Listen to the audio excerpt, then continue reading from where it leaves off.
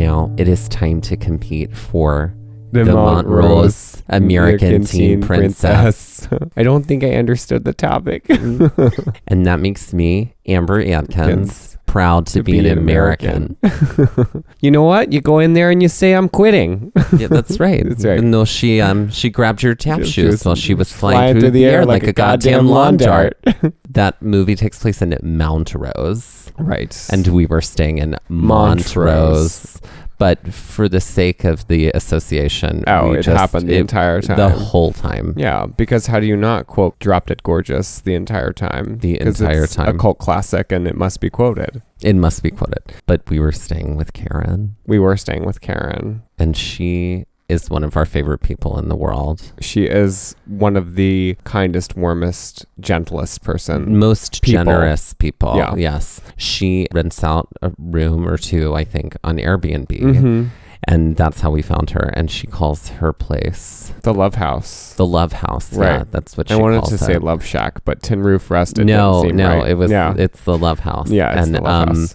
Yes. And well, she's a minister too. And she's wonderful. Right. Going in and meeting her, it was like, oh, instant family. Yeah. Instant family. Well, it was just like, oh, this is my cool aunt who lives in the desert now. Yes. Yeah. Yes. Who we need to just go visit all the time. Yeah. Right. Because she's the best.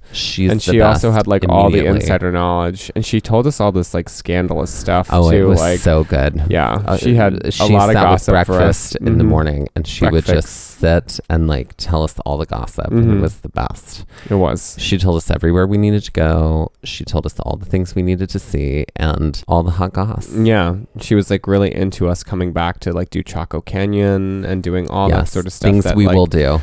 We didn't get a chance to do while we were out there, but she gave us like all the lowdown in this little like tiny little city in Colorado. Right. Where you can be crowned the Montrose American Teen Princess.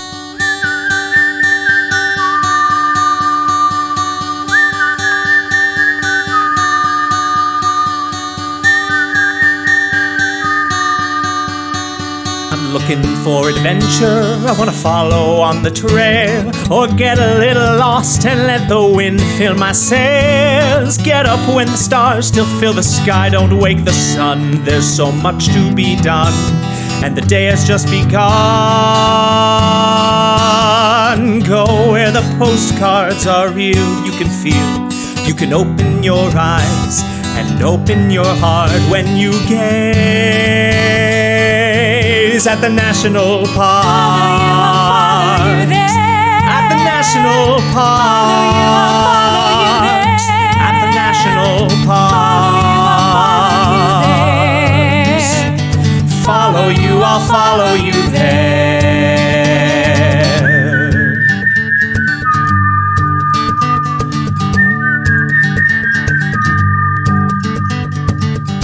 Welcome to Gaze at the National Parks, the podcast. I'm Dusty. And I'm Mike. I almost thought you were going to say I'm Mike, and then I was going to say I'm Dusty, because it just felt like wrong. That. It would be wrong, but it did feel like it was happening. Yeah, well, naturally. I do all of the design work. Right, for and I podcast. do all the editing. All of it. And I work hard for my money. Yes, you do. And the money is hard for me. Yeah.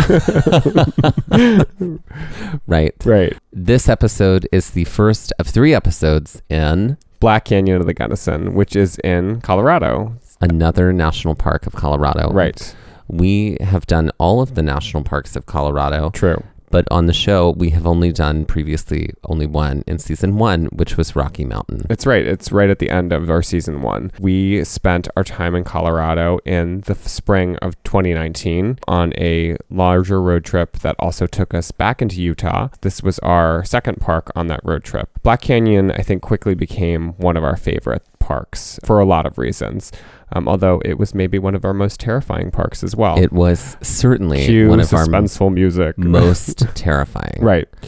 Tell us a little bit about Black Canyon of the Gunnison. Sure. So the park itself was established on March 2nd, 1933 as a national monument. So she is a fiery Aries. Well, yes, to start with. Yes. Yeah, to start with. Her sun sign is Aries. Her sun sign is Aries. But then it became a national park on October the 21st of 1999. Oh. So she's skirting that Libra line real hard. Is she Scorpio? No, I think she's a Libra. She's still Libra? I think 22nd. I thought it was the 20th. Oh, I don't know. I always just think it's the 20th. All right. I always think it's like 21st, 22nd. Because I believe in being deeply accurate about that, those things. So anyway, she's somewhere in the fall timelines of things. Mm-hmm. You would know better than I. I feel like I always thought it was the 20th. Okay, so then she's a Scorpio. Great. Yeah. Fire and water. I mean, if we look it up, like 7 websites are going to tell us 29 different things. It's true. So fire and water. It seems about right. Fire and water there with air. With some air. Sure. Yeah. There we go. Bubble it in. Great. The park itself is known for a lot of things. Specifically, there are some really great hikes and trails, drives around the canyon rim that offer amazing viewpoints into the canyon. The canyon itself varies in its depth from about 1,730 feet to 2,722 feet, and at its most slender, it's about 40 feet wide, which is pretty incredible to think about the slightness of the canyon and how narrow it can be at some spots. The canyon offers 2 sections, the north section and the south section, or the north rim and the south rim. While we were in Colorado at the Black Canyon of the Gunnison at this point, the only section that was open was the south rim. It was really right about on the line for the north rim to be open, but we were a little too early for that, which was a little bit of a disappointment when it was a little disappointing. Yeah. But things worked out, as they always do. They certainly did. Yeah. We definitely soaked up as much as we could of Black Canyon of the Gunnison, I feel like. Yeah. And we got it real good. Oh, we got it real good. Yeah. We started on our trip to Black Canyon from an early rise from Grand Lake, Colorado, which is where we were staying when we were in Rocky Mountain National Park. On this drive, the GPS took us through this like mountainous dirt road for like 40 miles. Oh, yeah. Do you remember this? Oh, I do. Oh, who was driving? I thought I was driving. No, I was driving. Oh, I remember driving. Well, I was driving, I believe. Well, you're the elephant who never forgets. That's right. So there we go. Okay, well, so you were driving. Spade a spade. Oh, no, that's right, because I was taking photos. Of bighorn sheep. Of the bighorn sheep that we were passing. Yeah. Because they just were around. Yeah. We were definitely like, oh, you're on a highway for a while. Oh, yeah, you're going to just like climb down this mountain and back up this mountain, and it's a total dirt road that felt like a one-way road. I feel like there were some cars that passed us, though, going the other way at some point. And it was like, I don't know how they got around us, frankly. No, I think your fear of heights was triggered too, because you were on the passenger side and we were along the cliff edge most of the time there. We were able to get to the park, without any major incidents, thankfully. We said all our novenas and we were good. And we drove right in. We made sure to leave Grand Lake early enough because I think it was most of our drives in Colorado were about a 3 to 4 hour drive time in between the parks. So I think we left pretty early in order to get to the park itself. By like 9 or 10. Yeah, so we had like a full day because we didn't want to necessarily have to go to our Airbnb to start. We, had previously talked about Karen at the opening of the show. So we didn't really meet her until after our first full day in the park, which was purposefully set up that way. A lot of the times we will try to get to the park first before we head to where we're staying, whether it's an Airbnb or a hotel. And that's exactly what we did today. There's only one way to drive into Black Canyon of the Gunnison. There's only one road that will take you in. Right, on the south rim. Yeah. Right. You're going up this winding road because you are coming in at rim level. Right. As you drive in, you see the little sign there for the national park. And then you drive in a little bit more, and then there's this parking lot. It still sort of feels a little bit isolated. Yeah. And then you turn and look to your right, and there she is. Oh, yeah. It's like once you're in, you get like a really early view. So there's like that parking lot pull off, and there's a spot where there's a viewpoint right there. Yeah, there's a viewpoint platform. And yeah, that is like a beautiful first taste of what Black Canyon of the Gunnison is. Oh, but only the slightest of tastes. But only the slightest. Right. But that is a first stop for many to get photos. And I'm sure that some people who just want to go and see it and not necessarily like explore it often will probably just stop there, take photos, and then turn around and go. I guess so. But I feel like a lot of what we did on this day is accessible for people that maybe aren't hikers. interested in in hiking and still being able to see a lot of the canyon. Exactly. Why is it called Black Canyon? I think this came up in one of your Jeopardies. It did. So the angles of the canyon, there's so many slots in this canyon. And there are some parts of the canyon that only see sunlight for about 15 minutes a day. Yeah. So a lot of it remains dark. Yeah. So that's why they call it Black Canyon. But I do that was something that I was really interested in learning about. And I feel like even when we were at the visitor center, that wasn't really thrown around. No, I do feel like that came from you later. No, that came up. No, I overheard that from a park ranger at the visitor center. Well, I guess my ears were plugged. I guess so. You were too busy listening to Donna Summer. Yeah. No, because I just remember there were so many different striations of color in the canyon walls. And that also included some green too, which was really neat. It really did feel like almost like if you were looking at like a granite countertop. That's what Black Canyon sort of reminded me of. That's a great way to describe it. Yeah, it just had all these different compacted like striations in the walls, and a lot of different colors to work with. After we stopped at that viewpoint and really took a good solid few minutes to take everything in, and at this point there were maybe like 5 or 6 other cars and maybe like 10 to 12 people with us at the viewpoint. We continued up the road to the visitor center, which isn't that far up the road. As we were driving in, you definitely also pass signage for campsites before you hit that viewing platform. So there is camping at the canyon as well, something that we haven't necessarily delved into yet, but those sites are usually there. I don't know what availability is like because, again, it's not something we've done, but it is something worth noting. The visitor center was a really big visitor center. Yeah. They did have a film that I was not allowed to see. Yes, that's right. Yeah. Because my wicked stepmother made sure that I what was got her name? Back in the car. She's got like a real bad name. Right? I think it's Lady Michael. Yes. It is Lady something. Lady Cinderella's stepmother. What's her name? It's Lady something. Lady Germaine, isn't it? Or something like that. Yeah. I don't know. This guy over here knows what's going on. Yeah. Scorekeeper. The scorekeeper. Scorekeeper for the gays. For one wicked stepmother to another. Of course you know her name. Yeah, I think it's Lady Germaine. It's something like that. I'm sure. Yeah, I'm sure. So the visitor center was full of merchandise and also full of fantastic exhibitions on what kind of life is there in Black Canyon at the Gunnison, of the Gunnison. Also, Gunnison is the name of the river, Gunnison River, which is the Gunnison, like the river that goes through the canyon. The river that carved the canyon. Right.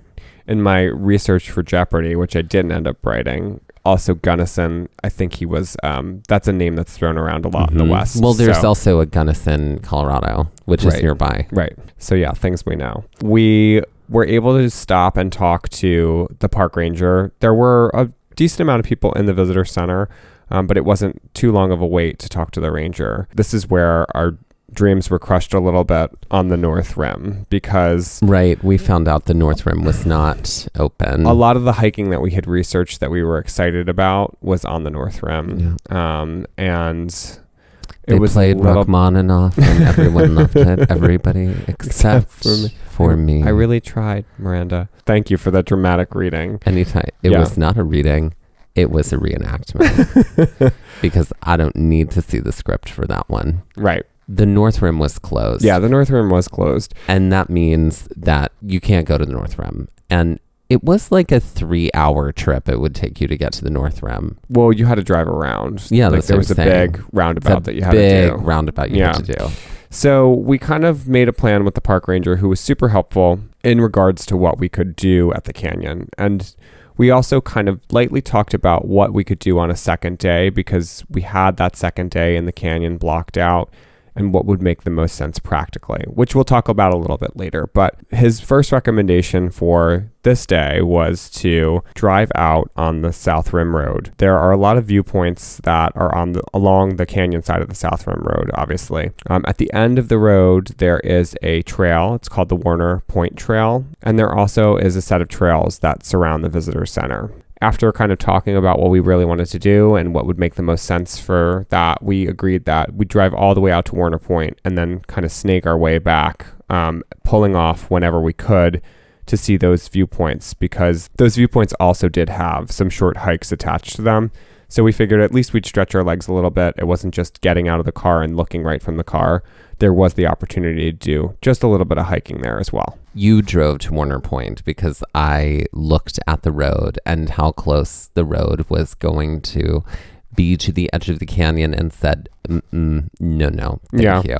I think we've learned how to do this now. Yeah. Our relationship in car and our relationships with cars and who drives when is pretty set firm. Yes. Like as far as who's doing the driving at high elevations. Especially since I'm consistently taunted about, driving like a maniac around curves. Well, yeah. Well, yeah. I was going to say that's because our relationship is built on the film Riding in Cars with Boys. Yeah, that's right. Right. Mm-hmm. But thankfully you drove. To allay your fears. And it did allay my fears. The heights up there were really serious, right? But we drove all the way out to Warner Point, which is the furthest point on the South Rim. Right. You are at some points very close to the edge of the canyon. And so you're able to see, not necessarily to the river, but you are able to see the other walls on the side of the canyon, so the north side. And at some points, the road is curved so much in that you're really not, you see a slight glance of the canyon, but you're not seeing all of it. So when we get to Warner Point, we are able to park. There's an ample amount of parking there. There are like an actual restroom that's like in the middle of like an oval on the property of the parking lot. And we're able to park and just head out on the route. The Warner Point Nature Trail, as it's known, is a 0.7 mile hike out and a 0.7 mile hike back. So it is a there and back hike. All Trail says it's about 1.5 miles or 1.4 miles if you want to split hairs. It does have some considerable drops in elevation. It's about a 200-foot drop here and there along the hike as it's at its most extreme. You get most of that drop right away. So you're actually declining as you are working your way down on the trail. And I do remember that there were a lot of placards along the way that told the story of different things on the hike, because it is technically a nature trail. Now, that aside, this is some up and down kind of rugged terrain that you're on, even though it is a nature trail. And the most incredible thing about it, aside learning about the different plants and animal life that are here in Black Canyon, is the views. Because not only are you getting views of the canyon itself, which is to your right as you're hiking out, but to your left, you're seeing the vastness of like Colorado and probably Montrose and the surrounding cities and counties, which was equally breathtaking. Obviously, it's not a canyon, but it's still incredible to be that high up. And it really makes you forget how much that I didn't realize how high up we had gone on that drive. Oh, right? Very high up. Yeah. We're essentially like a mile up in the air. Yeah. So it was, I was pretty stunned by the view to the left too. Oh. Yeah. Completely. Yeah. The placards that were about, like a lot of them were at the different like points where you would park, but they were animated in what looks like the 1960s. And like they still have these messages like survival for the critters, and there's this like man standing with all these squirrels around him, and he's holding an ice cream sundae, and it says squirrels, birds, and deer do squirrels just fine, thank you, without the help of chips, peanuts, and sandwiches. Visiting the monument is a treat for you, but for the critters it's no picnic.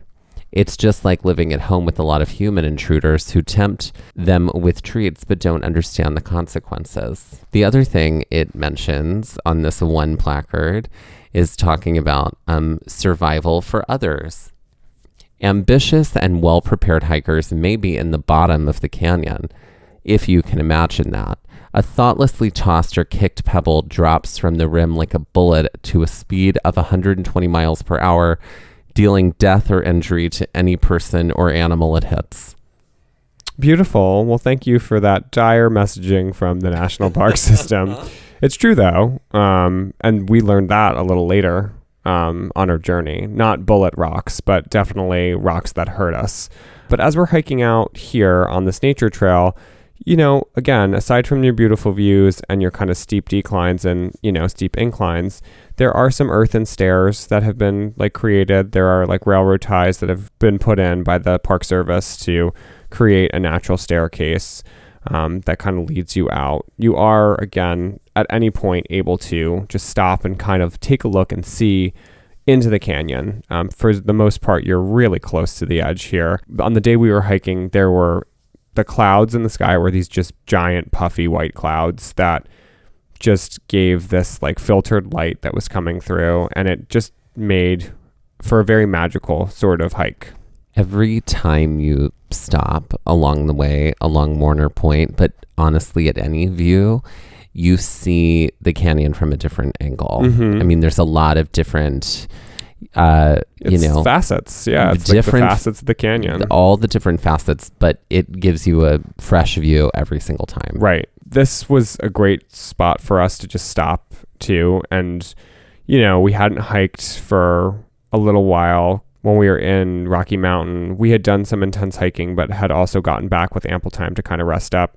And so after the long drive in the morning, this was like a nice way to stretch our legs and I think feel awake and alive, because I do remember just kind of feeling a little worn out from the day before, and actually moving helped a lot. So this was a good hike to kind of get started at the canyon with, and I'm glad that we drove all the way out to do it. There were a ton of families at the end of this trail. Right. Which culminates in this beautiful view. Yeah. That you can just sit and look and, you know. Look both ways into the canyon. Look both ways into the canyon, and it's... Because you're like at a point that's overlooking it. Yeah. My fear of heights was like active a little bit here. I think you got a little closer to the edge, and I stayed back a little bit, though you could still see everything from where I was standing. Right. There were a lot of families right there when we were hanging out there, and there was something about a missing sweatshirt. Like a kid had like lost a sweatshirt, and like the parents had told him like not to lose the sweatshirt, but they had lost the sweatshirt, and like someone talked about picking it up or like texting somebody to pick it up, and I think it was like no, if it's gone when we get back, it's gone, because we told him to keep up with it. Yeah, there was definitely what was happening. There was a little drama that was happening. There was some drama, and I was of course sipping tea and listening to the drama about the sweatshirt. Yeah, the drama about the sweatshirt is also your self-titled autobiography, but what else is new? After spending some decent time out at Warner Point, we turned around. And so this is where we're also going to see some lovely little incline. Now it's time to kind of play reverse and have to deal with this trail in a different way. I do remember I was living for all of the dead trees that were all over the place, because what else is new? There were so many of them. There were so many of them. And you were crying about how beautiful they were. I did. And all the paintings you were going to paint. It's true. I cleared tree gallery in my dead tree gallery. Yeah. Yes. That I like run with Moby. Yes. Yeah. My doppelganger. Exactly. So yeah, after hiking back, I think we were primed to really start to see some of the other points that we were able to. And there are a ton of points on the way back of the Southern Road. And that is what we did next. And with that, let's take our first break. I was on this like volunteer trip to Saltillo, Mexico, once upon a time in my high school times. And there was this game that we ended up playing a lot called Wee Little Leprechaun, where you would have to like guess the name based on the description of the wee little leprechaun. Okay. Like, what do you call two wee little leprechauns who sit on top of drapes? Kurt and Rod. Oh, I got you. What do you call a wee little leprechaun that lives in a mailbox? Bill. Oh, okay. Right. Okay. It's all like dad puns. It is all dad puns. Okay. But we can do this with drag queen names. Okay, great. So we're going to do that. I'm going to give you a clue. You have to guess that. Okay, Ready? great. Okay. So this drag queen only appears during the holidays in tiny, small traveling musical groups. What is Carol something. Carol Singers. Carol Singers. There we you go. Yes. This drag queen is always putting on a coat. Who is Donna Coat or Donna Jacket? Donna Jacket. Mm-hmm. Yes. Yes. This drag queen went to Yale. Is it something to do with New Haven? No. It's Ivy League. Oh, Ivy League. Right. This drag queen is the spicier version of Annie Hall. Oh, I am like not doing well with this. Mm-mm. No. Who is Cayenne Keaton? Oh, Cayenne Keaton. Yes, yeah. One of our favorites. Throwing it back. Mm-hmm. This drag queen fell down a rabbit hole. Who is Alice in Wonderland? Alice in Wonderland. Mm-hmm. Very good. This drag queen buys her glasses off of any given highway. Who is Proxima Thursday? No, incorrect. Who is Pearl Vision? Pearl Vision. Did you say off of any given highway? Yeah. Yeah. Pearl Visions are like, anytime I see them, it's like off of like Route 1 or Route 18. I guess so. You know? They're in strip malls. This drag queen can be found eating Wow chips. Who is Alestra? Lady Alestra. Lady Alestra, exactly. And that was named that drag queen. Or We Little Drag Queens. We Little Drag. I like that better. Yeah, We Little Drag Queens. And that was We Little Drag Queens. There you go. One of the first stops we took was Sunset View. And this is literally the first stop after you're on your way back from Warner Point where there's a pull-off. You basically, again, are able to pull off. And this is a view where there was pretty much a balcony that was created by the National Park Service that was flat. And there were these stone kind of pillars that had wooden railings in them, which allowed you to kind of just walk out and get a view of the canyon. And that was pretty typical for most, I feel like, of the viewpoints, unless it was somewhat bare and wide open, which was few and far between. But this was another just vantage of the canyon. It definitely is a little further up than where you were seeing Warner Point from. So it was nice to get that second sort of vision of it. It was one where you didn't have to like hike out at all. So it was a short little jaunt out. The next viewpoint was Dragon Point, and it's got a little bit of a trail involved with it. You hike out, I mean, it's like not even a quarter of a mile.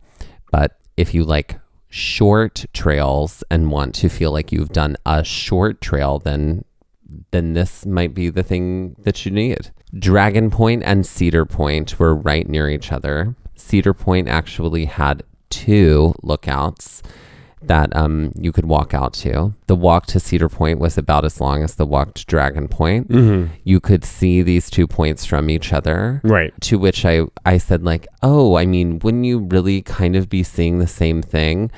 But no, not true. Every time you looked at Black Canyon from a different spot, you saw something different. It also depended on your elevation too, because those points aren't all at the same elevation. So you're getting a different vantage point as you're going. So you do see things from like higher or lower. This came up later too, because I think we were at the point where it was like, listen, stopping and getting out of the car is only so exciting. Like I actually want to hike again. We definitely, I think, tossed a few of the stops out as we were going along the road. Did. We didn't stop at every one of them. But the next we one did we did stop at was those 2. Yeah, and then we stopped, I believe Painted Wall was next. We did. Painted Wall is one of the geological formations that people come to Black Canyon of the Gunnison to see. It's a spectacular wall that is made of, I mean, you can just see all of the striations of all the sedimentary rock just like cutting through it, and like all the millions of years of old rock that is just all different colors right there. Painted Wall is the tallest cliff in Colorado. It is the 3rd tallest in the lower 48 after El Capitan in Yosemite and then Notch Peak in Utah. Yeah, it's really an incredible sight to see. The height of the wall is 2,250 feet. If you want to take a look and kind of think about other monuments and structures that are at a specific height, the Washington Monument's at 555 feet and the Empire State Building is at 1,250 feet. Yeah, so it's the like canyon is incredibly deep. It's like putting 2 Empire State Buildings on top of each other. Yeah. They had that in an image. Yeah. Right. Yeah, there was a placard there. You're able to walk out a little bit more. There was like a metal railing here where you were able to walk closer to the edge of the cliff, I feel like, than some of the other instances of lookouts. And I did that. You did, and we were proud of you. We gave you a golf clap. Yes, and you made it. And the ghosts. Yep. Mm-hmm. The funny thing about the maps that we had gotten is that some of the overlooks very clearly showed that there was like a little bit of a hike that you had to take. And this was one where it was like, oh, look at that. There's just like a little blob like right on the road. False. Like you definitely had to do a little bit of hiking. It wasn't a lot, but it just was, the map wasn't to scale as best it could be, which we've talked about before. Is often the case. And is often with the case. most maps in most national parks. Right. Actually, it's with most maps, period. Yeah. I mean, have we seen the Mercator map? Right. I know. Lies. Right. Lies. Greenland ain't that big. Yeah. We stayed a little bit at Painted Wall. At this point, it had gotten a little cloudier.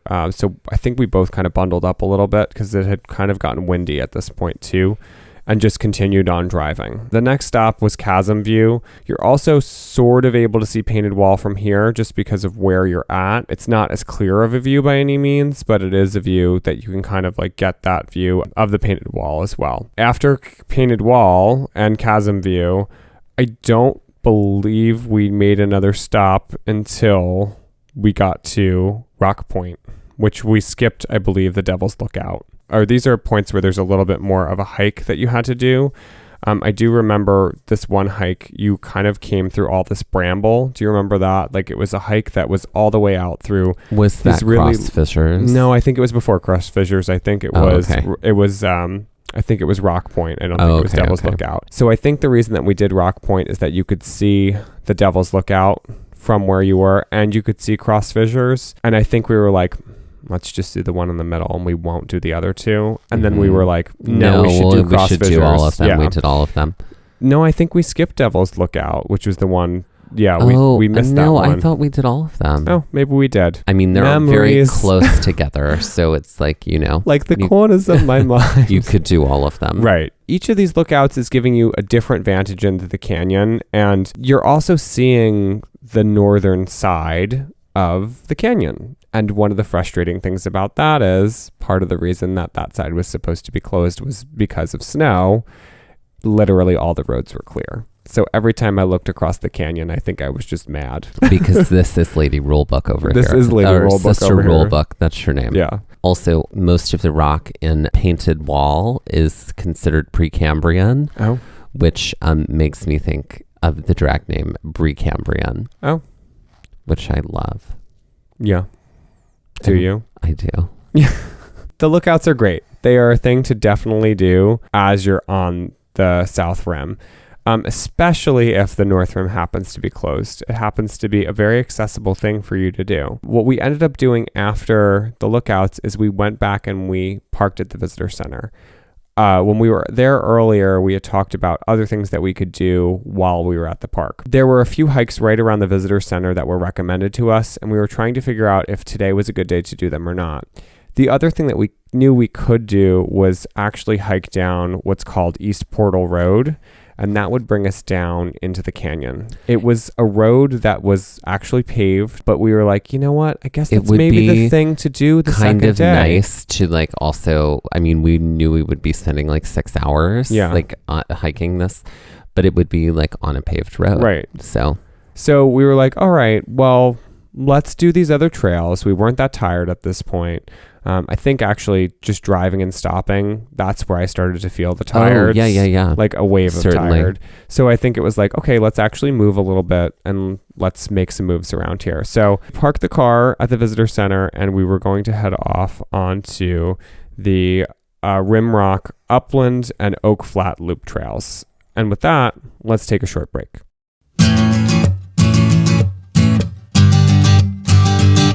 Much of the sedimentary rock in the Painted Wall is considered Precambrian. I think that is a very beautiful word, and so which is why I think it lends itself to being made into a drag queen name. So, ladies, gentlemen, and everyone in between, please welcome to the stage Precambrian. Who's Precambrian, since you've decided to bring her to life, Dusty?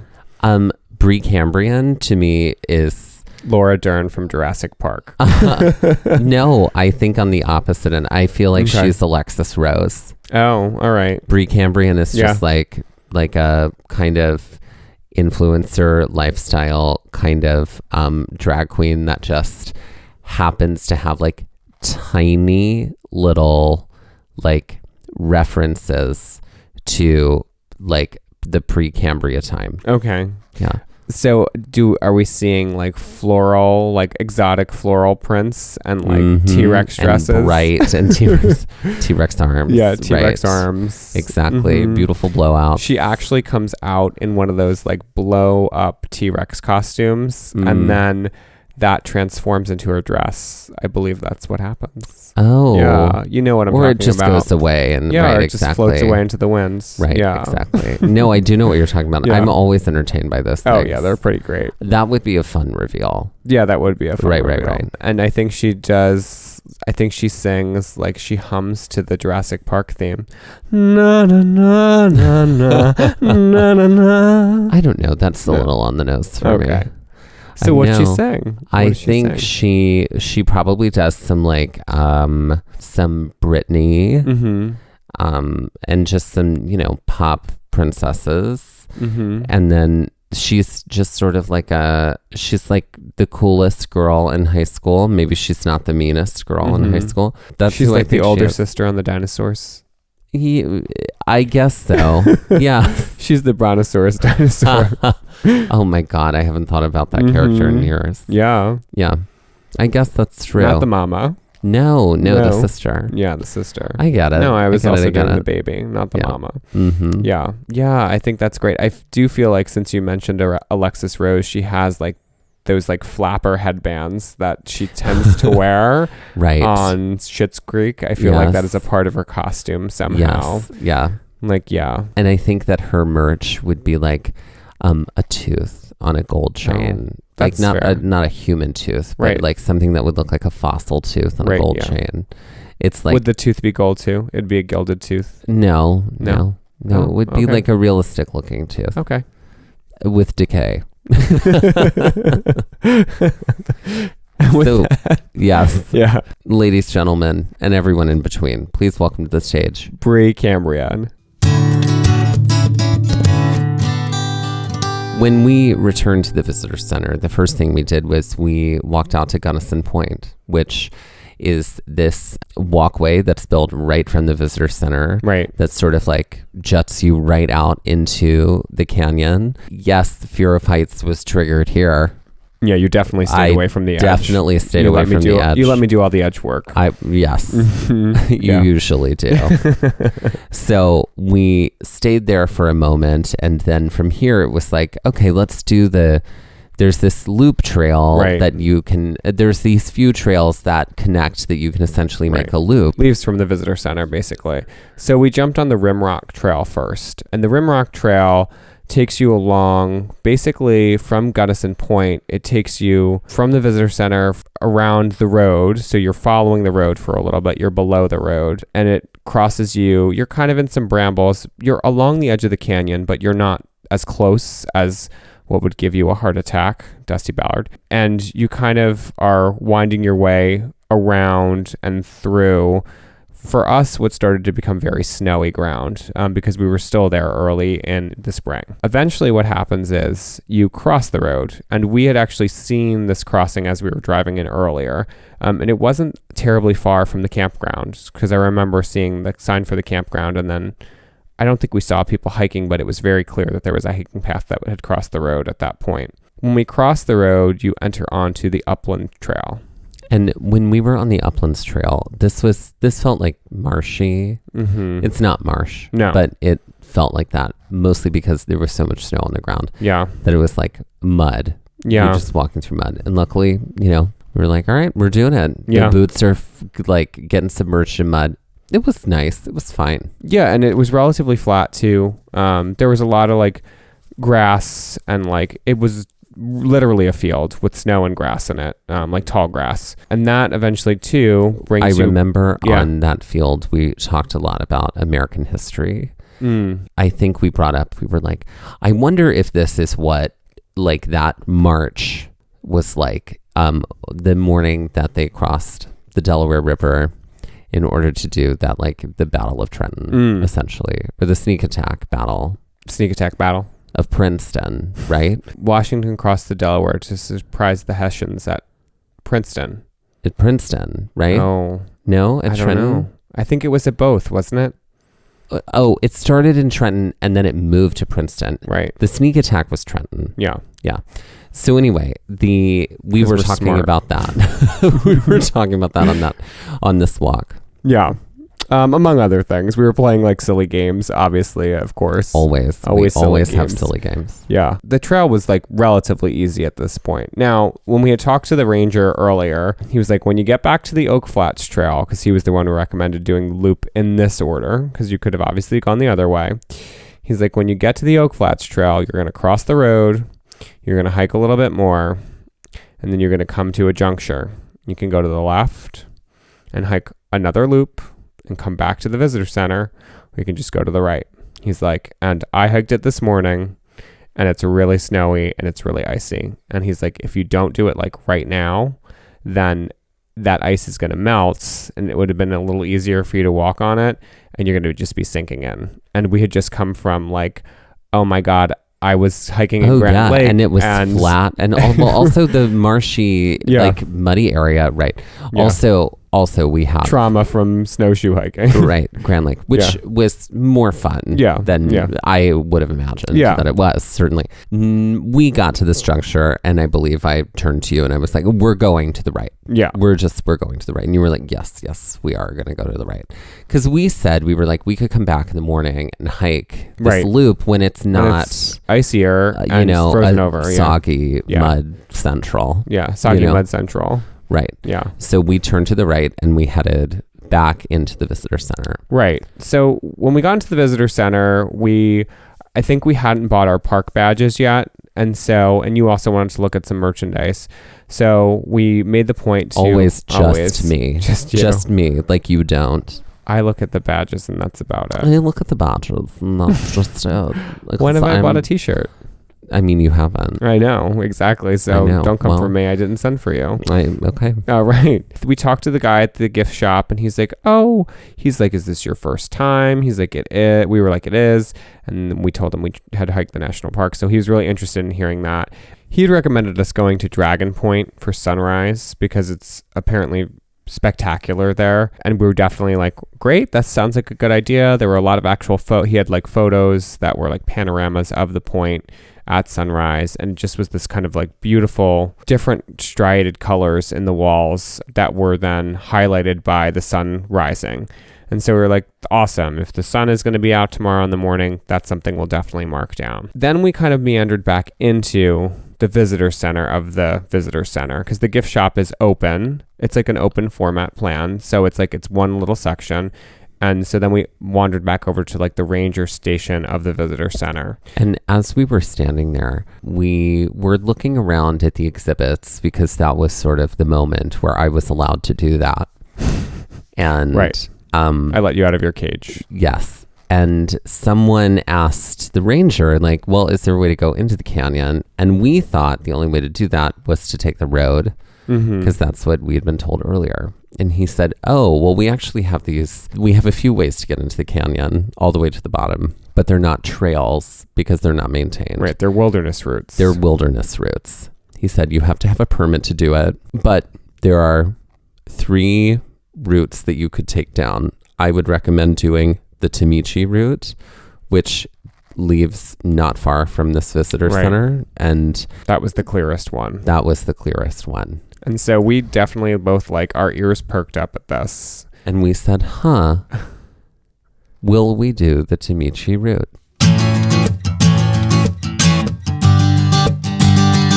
All right, let's put these on the Karen Stone scale. Let's do Warner Point. Warner Point, I'm going to give a 3. Really? I think I'm going to do like a 5. Okay. Well, don't give me faces. It was like a little harder than... it was like a little harder than I thought. It wasn't like a perfectly smooth walk. No, I did feel like it was short though. And so... Oh, it's short. Right. It's a mile and a half. Yeah.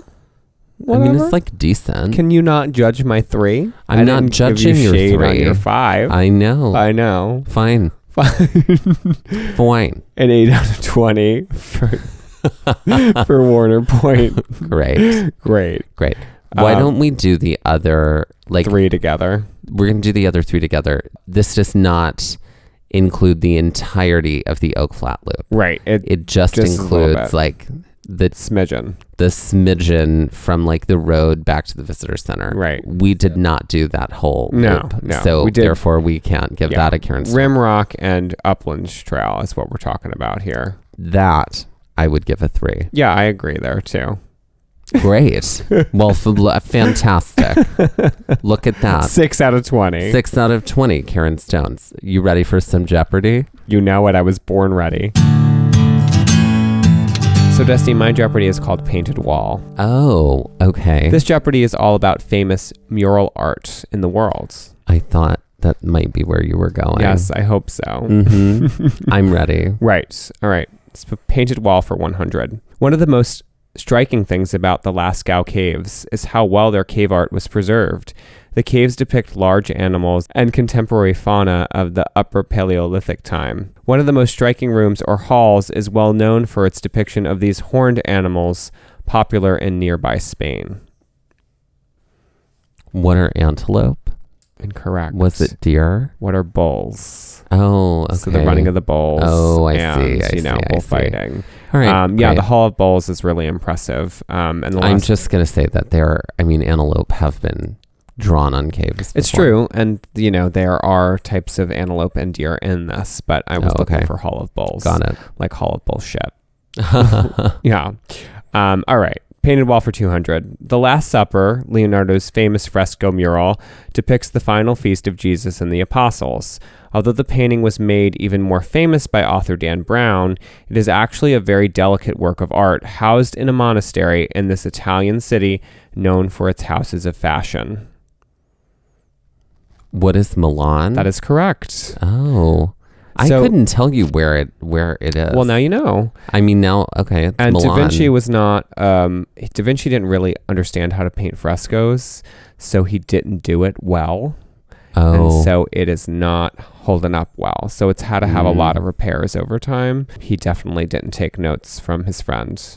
Well, you know who did know how to paint things well? Yeah. Was Salvador Dali, and I prefer his Last Supper. You prefer? I prefer his Last Supper. Okay. Yeah. Well, good. We all have opinions. Yes. It's nice that you have them Salvador Dali didn't put all of them on one side of the table. But he did. Da Vinci did. Yeah. Painted Wall for 300. Michelangelo's work on the ceiling of the Sistine Chapel took him 4 years to complete, and then he was hired back to paint the altar wall, which took him another 4 years. Working to tell the stories of the Bible across this small but beautiful chapel ceiling, it is this piece of the biblical puzzle that is most often referenced as both the standard bearer and what looks like the ye old pull my finger joke. Is this the creation of Adam? That's correct. God creating Adam. There we go. Painted Wall for 400. Shepard Fairley's wheat-pasted designs have become part of the cultural nomenclature. While his design for the Obama Hope poster gave an incredible visual to a storybook campaign, his Obey design may rival it in how often it is reproduced. The black and white stencil-cut face, while hard to make out, is actually this 1980s wrestler and star of Princess Bride film. Oh my God. Is it Carrie Elwes? I'm looking for a wrestler. You're looking for Mickey Rourke? It's not Mickey Rourke.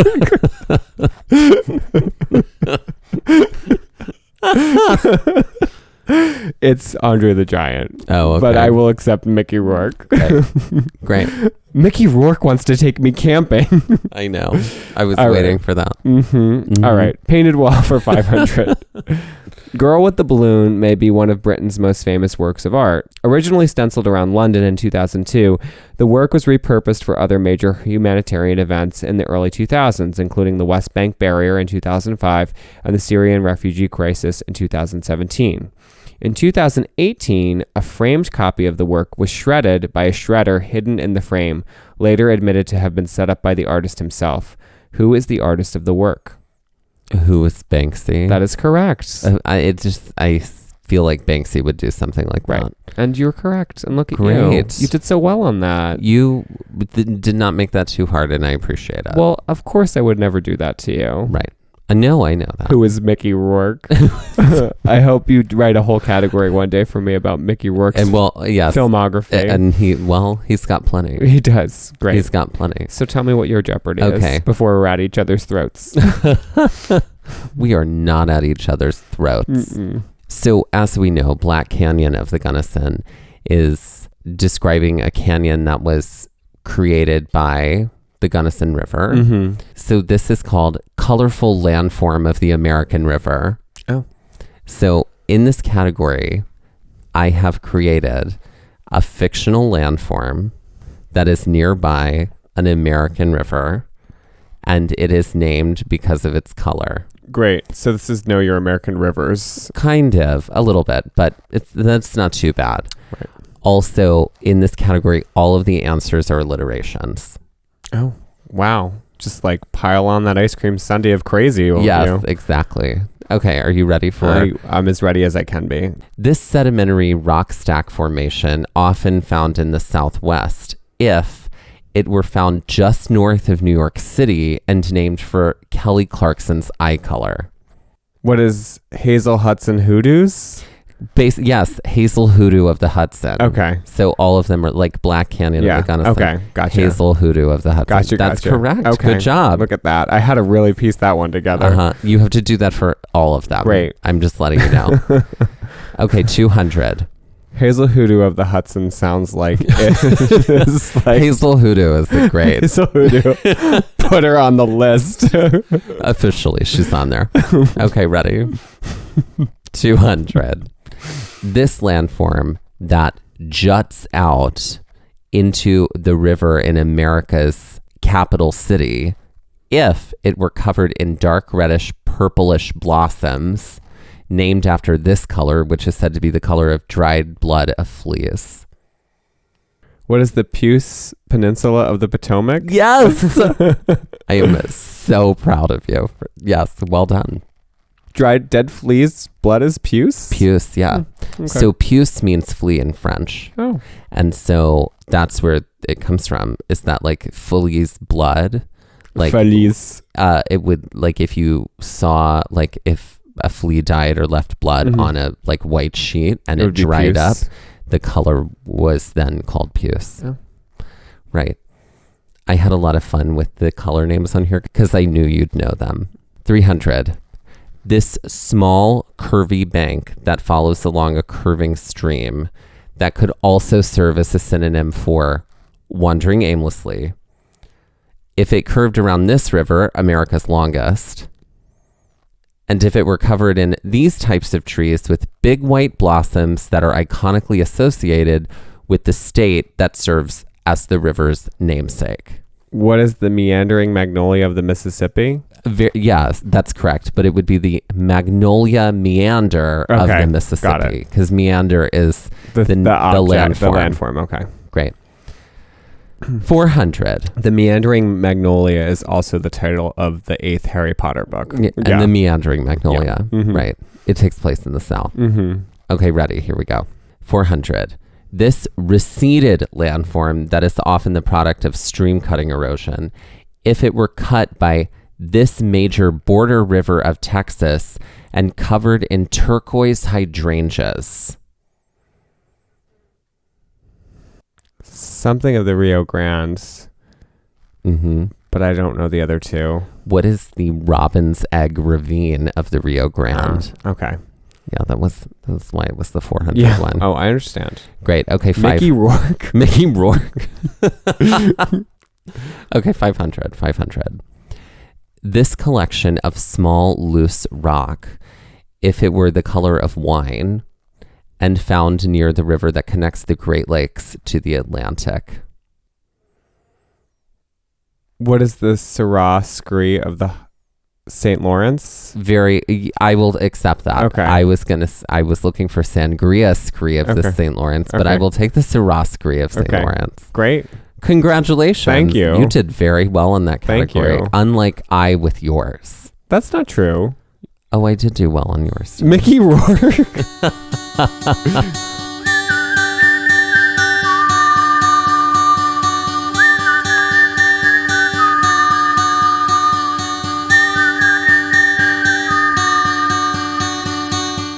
This has been Gaze at the Mickey Rourke. This has been Gaze at the National Parks, the podcast, and we're here to remind you to hike early and hike often, and that adventure is always out there. Gaze at the National Parks was created and is hosted by Dustin Ballard and Michael Ryan. All original music is by Dave Seaman and performed by Dave Seaman, Mariella Klinger, and Sean Sklios. Our music producer is Skylar Fortgang. All original artwork featured on Instagram and on our website is by Michael Ryan. To see images from this episode, follow our Instagram at Gaze at the National Parks. Contact us, email us at gazeatthenationalparks@gmail.com. And to find out more about Black Canyon of the Gunnison and any of the other parks mentioned on this podcast, visit our website at gazeatthenationalparks.com. This episode was edited by Dustin Ballard. We would also like to acknowledge that while hiking in Black Canyon of the Gunnison, that we are on the traditional lands of the Ute Indian tribe.